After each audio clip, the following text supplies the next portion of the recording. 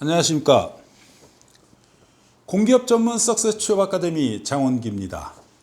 오늘은 원자력 연료 자기소개서 첨삭을 진행하려고 합니다.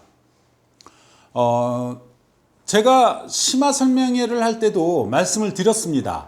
지금 전형이 빨라지고 있다는 것입니다. 어제도 동서발전을 업로드했는데 오늘도 원자력 연료 2025년 전형을 진행하고 있습니다. 이 얘기는 2024년 하반기가 빨리 시작됐죠. 6월, 7월, 8월에 공고문이 다 나왔고 9월 달서부터 지금 11월 달까지 연속 지금 토요일, 일요일 뭐 두세 군데, 네다섯 군데, 다섯, 여섯 군데 이렇게 시험을 보고 있습니다. 결국은 여러분들이 이러한 부분들을 빨리 인지하고 내년 상반기 2024년 이제 마무리가 돼가고 있으니 마무리 잘 하시고 만약에 최종 합격하지 못하신 분들은 내년 상반기를 위해서 빠르게 전환을 해야 된다는 거 잊지 마십시오. 자, 2024년도 전형에서 제가 무수히 얘기했습니다. 자기소개서가 정말 중요하다.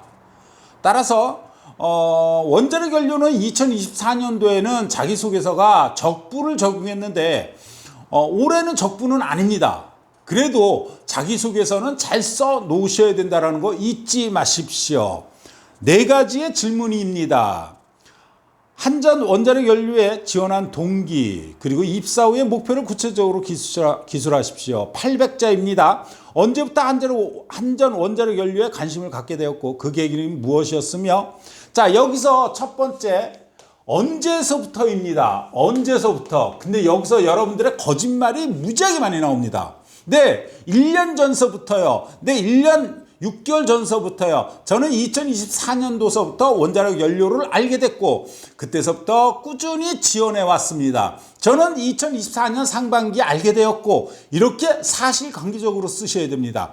언제라고 나왔다고 해가지고 그 언제가 내 대학교 2학년 때, 대학교 3학년 때, 정말 내가 대학교 2학년 때, 대학교 3학년 때 한전 원자력 연료에 대해서 관심을 가졌더라면은 그대로 쓰셔야겠죠. 하지만 그렇지 않은데 그것을 거짓말하려고 한다면 여러분 연기 능력을 갖고 계셔야 될 것입니다. 따라서 저는 솔직하게 얘기하는 게 사실은 좋은 방법이다 이렇게 말씀드리고 싶습니다.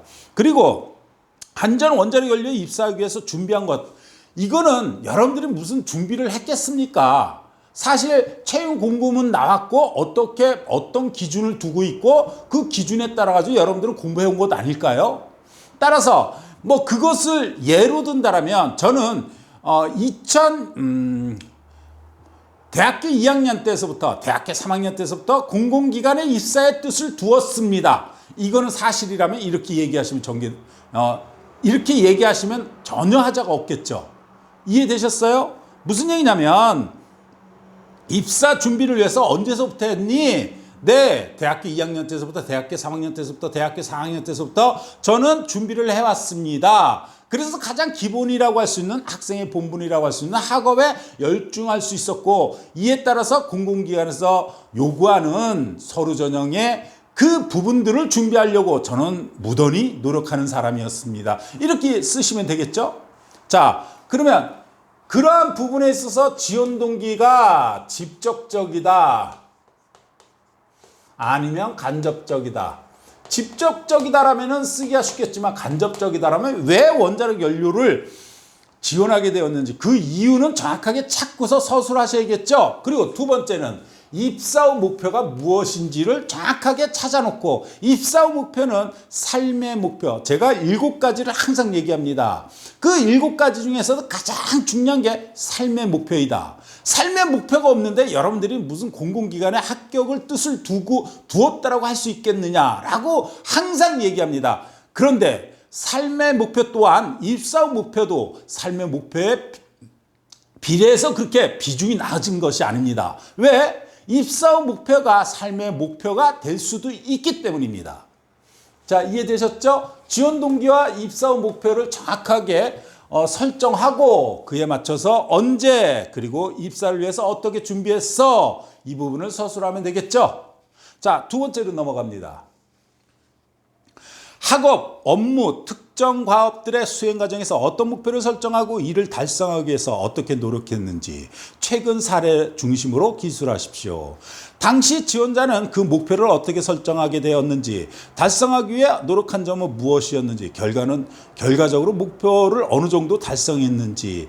자, 여러분 학업, 업무, 그 다음에 특정 과업 중 이렇게 보셔야 됩니다. 그러면 여러분들이 학업 외적으로 업무를 냈다라면은 업무라고 얘기한다면 인턴, 계약직 뭐 이러한 부분들이 있겠죠. 학업이다라면은 가장 기본이라고 할 수 있는 학업 정진을 위해서 어떻게 계획을 세워서 정진했는지 뭐 이러한 부분 또한 특정 과업이라고 얘기한다라면 뭐 특정 과업이다라면 뭐를 얘기해야 될까요? 뭐 이런 거겠죠. 뭐 직무 기술을 위해서 뭐 400시간, 500시간 이런 직무 교육 그 기관들에서 교육을 받았다. 그러한 부분들 특정 과업이다. 이렇게 얘기를 해도 되겠죠? 그래서 당시 지원자는 그 목표를 어떻게 설정했는지, 자, 학업을 위해서 어떻게 설정했는지, 업무, 인턴위에서 어떻게 설정했는지, 직무 기술을 이수하기 위해서 어떻게 목표를 설정했는지, 그 과정에서 여기 나름대로 질문하는 부분에 입각해서 쓰시면 되는 겁니다. 기존과 다른 새로운 방식을 시도했다면 시도한 방식이 무엇이었는지, 고려했던 점이 무엇이었는지. 사실 이 부분은 굳이 없는데 쓰려고 하지 마십시오. 사실 기존과 다른 방식이라면 새로운 것을 추구한다, 그게 좋다라고 마냥 생각하시면 안 됩니다. 기존의 규칙을 어기고 새로운 방법을 했다면 이 사람은 돌출 행동을 할 수 있겠다, 이렇게 예상될 수도 있기 때문에 이거는 신중하게, 만약에 내가 그러한 사례가 있다면 적용해서 잘 쓰셔야 되겠지만, 그렇지 없는데 없는 것을 있는 것처럼 또 꾸며서 쓰시게 된다면 그 또한 큰 문제가 될 수 있습니다. 자, 세 번째로 넘어갑니다. 지원 분야와 관련된 자신의 전문성을 향상시키기 위해서 어떻게 노력했는지 최근의 사례로. 사실 전문성 향상을 시키는데 최근의 사례를 들으래요. 여러분, 최근에 전문성 향상을 위해서 하신 분들 과연 몇 프로나 될까요? 그러니까 이러한 부분은 기업에서 질문하는 의도 자체를 파악하는 게 정말 중요합니다. 그러면 이 얘기는 뭐다? 지원 분야에 관련된 자신의 전문성. 자, 여러분들이 전문성을 위해서, 지금 여러분들이 전문성을 위해서 정진을 해왔다. 새빨간 거짓말이죠. 그러면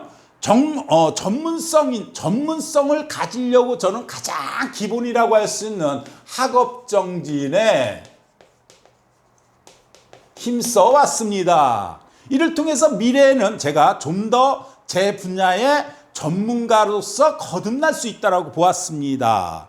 따라서 저는 평소에 이렇게 노력하고 있습니다. 이렇게 쓰시면 되겠죠. 자, 이 부분을 쓰시는데 두 가지의 또 소주제로 적용해서 쓰셔야 됩니다. 우선 지원 분야에 대한 자신의 전문성, 즉 본인의 전공 분야, 전문 분야, 장기 등에 대해서 간략히 기술하십시오. 전공 분야, 전문 분야, 전공 분야고 또한 경력자들은 전문 분야로 쓸 수 있겠죠.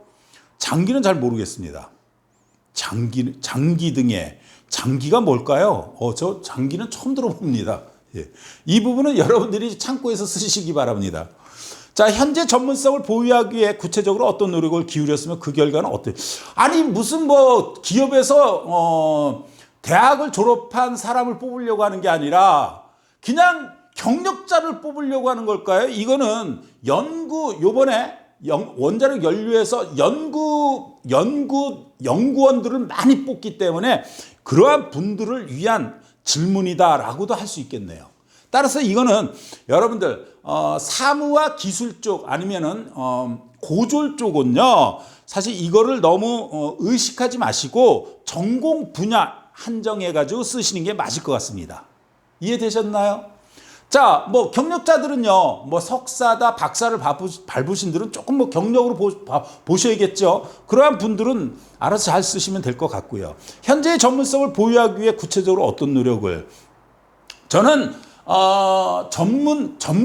지금은 전문성을 보유했다라고 할 수는 없습니다. 하지만 저는 앞으로 원자력 연료에 입사되어 앞으로 단기, 중기, 장기적으로 이러한 전문성을 확보하리라고 저는 예상합니다. 나는 그렇게 쓰겠습니다. 무슨 얘기인지 이해되세요? 또한 연구 분야에 쓰시는 분들은 나름의 뭐 전문 분야에 연구를 하고 있는 입장이기 때문에 알아서 잘 쓰시면 될 것 같습니다. 자, 네 번째입니다.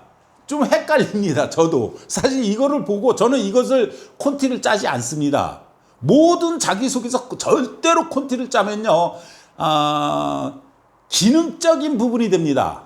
기능적이라는 부분도 중요합니다. 하지만 뭐 기능적이 돼가지고 말만 뻔드름하게 하는 그러한 입장이 돼서는 안 된다는 관점 때문에 항상 저는 바로 보고 바로 그 자리에서 이 부분을 서술해 나갑니다. 자, 네 번째입니다. 학교 생활이나 사회생활을 하면서 본인의 필요에 의해서가 아니라 다른 사람들의 불편과 불만을 해소해 주기 위해서. 자, 이 얘기는 다른 사람들의 불편, 불만 해소를 위해서 어떻게 했어? 이 얘기는 가장 기본적으로 여러분들이 관계 속에서 찾아야 됩니다. 하나는 프로젝트에서 뭐 불편은 이러한 불편이 있었어요. 이러한 불만이 한 명의 팀원이 이러한 불만을 제기했습니다. 저는 이래서 이렇게 해결했습니다. 자, 두 번째는요. 아르바이트에서. 세 번째는요. 동아리에서. 네 번째는요. 인턴 과정에서 아니면 계약 과정에서 여기서 찾으셔가지고 쓰시면 되겠죠. 그래서 우선 당시의 상황을 육하원칙. 자, 육하원칙이라면 누가 언제 어디서 무엇을 왜 이 육하원칙을요 3원칙이나 아니면 4원칙에서는 무조건 입각해서 쓰셔야 됩니다. 이것을 가장 중요시 여기는 곳이 어디냐면 한국수력 원자력이 그렇습니다. 그래서 뭐 소주제로 그러니까 큰 대주제가 있고 중주제가 있는데 중주제가 세 가지가 있죠. 그래서 거기 진짜 한 수어는 쓰기 편합니다. 따라서 육하원칙 누가 제가 뭐 쓰시면 됩니다. 이거 육하원칙에 입각해서 쓰십시오. 예, 쓰라고 한 대로 쓰시는 게 그게 뭐냐면은 여러분들의 전형에서 좋은 점수를 받을 수 있는 길입니다.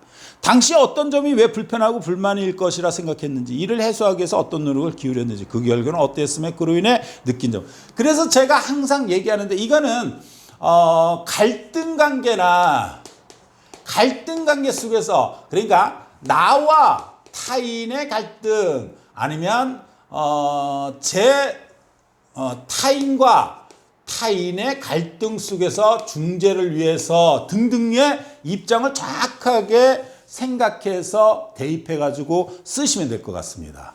자, 원자력 연료 전체 분석한 결과 좀 질문 자체가 무엇을 원하는, 어떤 사람을 원하는지를 좀 알 수 없는 그러한 질문인 것 같습니다. 그러나 기업에서 원하는 부분이기 때문에 원하는 대로 글을 쓰시는 게 제일 중요합니다. 저는 항상 말씀드립니다. 자신이 분명히 쓰시고 그리고 나서 전문가의 첨삭을 받는 것이 가장 지혜로운 방법이다. 오늘 원자력 연료 자소 첨삭은 여기까지입니다. 감사합니다.